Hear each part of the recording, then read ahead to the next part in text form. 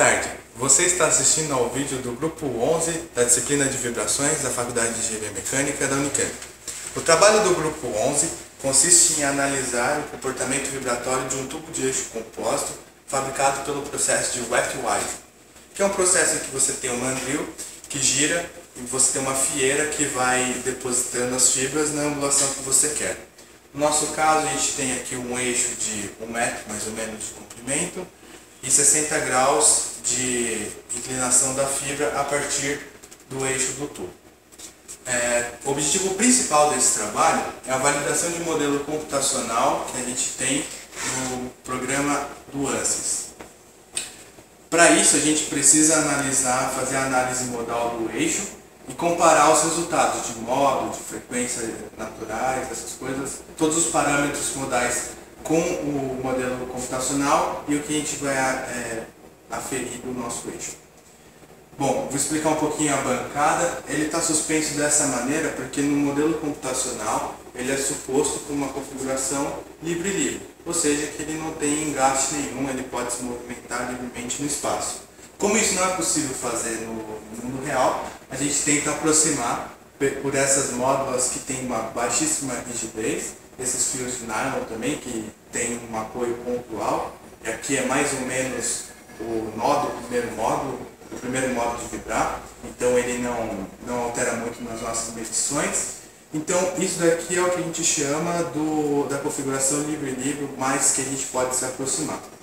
A vibração do sistema vai ser injetada através desse shaker, que vai injetar um ruído branco, ou seja, que tem muitas frequências num range bem grande. A gente vai parar nos 2000, mas esse ruído ele garante que a gente tenha muitas frequências de amplitude mais ou menos iguais. Então assim a gente vai conseguir vários modos de vibrar e frequências naturais, além do amortecimento interno também.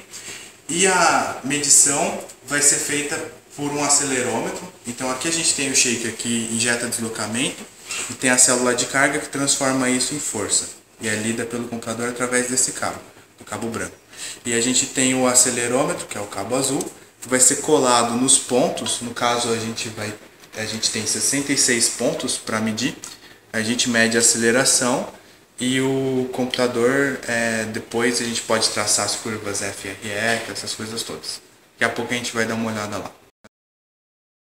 Bom pessoal, continuando aqui a análise modal do nosso eixo, eu vou ligar o shaker.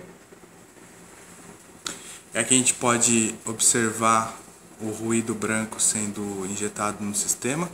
Então, essa curva de baixo representa a força que está entrando no sistema, e as duas de cima, a da esquerda representa a aceleração, que foi a aceleração tangencial, que o acelerômetro está lendo, e a da direita é a aceleração radial do acelerômetro também.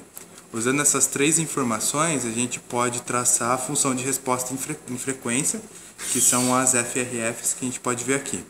A de cima em relação à tangencial e a de baixo em relação à aceleração radial.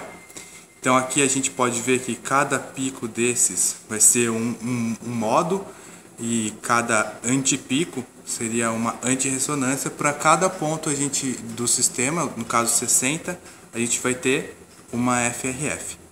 Depois, para ver se a gente tem os parâmetros estão bem acertados da nossa análise, a gente pode ver a curva de coerência, em que ela geralmente é 1, salvo nos lugares em que há ressonância ou antirressonância. Então, por exemplo, esse ponto aqui, essa aqui é a coerência da radial, então esse ponto aqui deve representar um pico na FRF radial, que é aqui também. Então, provavelmente a gente está com os parâmetros bem acertados. Depois a gente pode pegar todas essas informações e jogar em um outro software que vai dar os modos de vibrar e o amortecimento. Isso daí tudo tem mais informações do relatório. Após realizar a medição experimental, foram obtidos os parâmetros modais do nosso eixo, ou seja, os modos de vibrar e seus respectivos amortecimentos e frequências naturais. Foram obtidos experimentalmente 26 modos de vibrar, cada qual com seu respectivo amortecimento e frequência natural. Nossa simulação computacional fornece, porém, apenas 10 modos de vibrar não nulos, e, portanto, foi necessário comparar as faixas de frequência natural e os modos para determinar quais frequências e modos eram relevantes na nossa análise modal do eixo. Além disso, para validar o nosso modelo computacional, foi necessário variar os modos de elasticidade transversal e paralelo à fibra e rodar programas várias vezes de modo a refinar os resultados até que todas as frequências e modos obtidos computacionalmente tivessem desvios menores que 5% do que foi medido experimentalmente. Esse resultado foi obtido com um modo de elasticidade paralelo à fibra de 50 gigapascal e módulo de elasticidade transversal à fibra de 14 gigapascal, validando assim o nosso modelo computacional.